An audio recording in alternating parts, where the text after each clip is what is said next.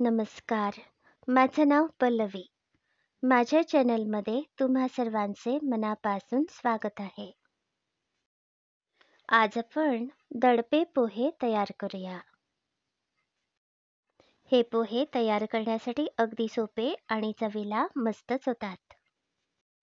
2 वाट्या खोवलेले ओले खोबरे, 2 कांदे बारीक चिरून घेतले आहेत, 1 वाटीभर चिरलेली कोथिंबीर, थोडासा गूळ आणि 2 हिरव्या मिरच्या बारीक चिरून घेतल्या आहेत.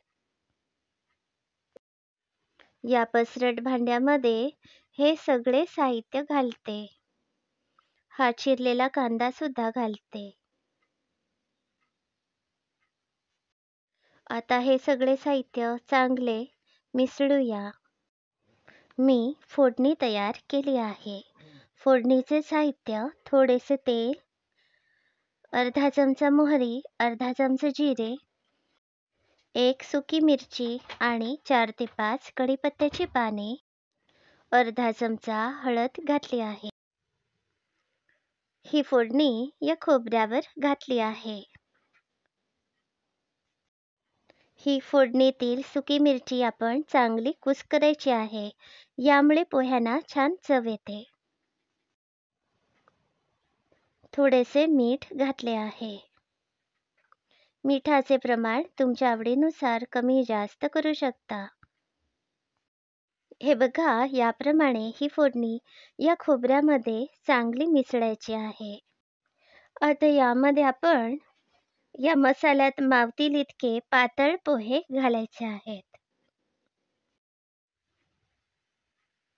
आता मी एकदा चांगले सरमिसळ करते.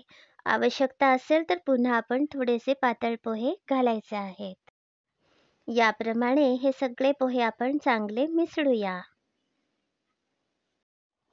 तुम्हाला जर माझ्या रेसिपी आवडत असतील तर माझे चॅनल नक्की सबस्क्राईब करा. हे व्हिडिओ तुमच्या सर्व मित्रमंडळींना शेअर करा. त्यांना सुद्धा माझे चॅनल सबस्क्राईब करायला नक्की सांगा. आज हे दडपे पोहे मी सकाळच्या नाश्त्यासाठी तयार करत आहे. आता हे दडपे पोहे तयार आहेत. ही रेसिपी तुम्हाला कशी वाटली याचा अभिप्राय नक्की कळवा.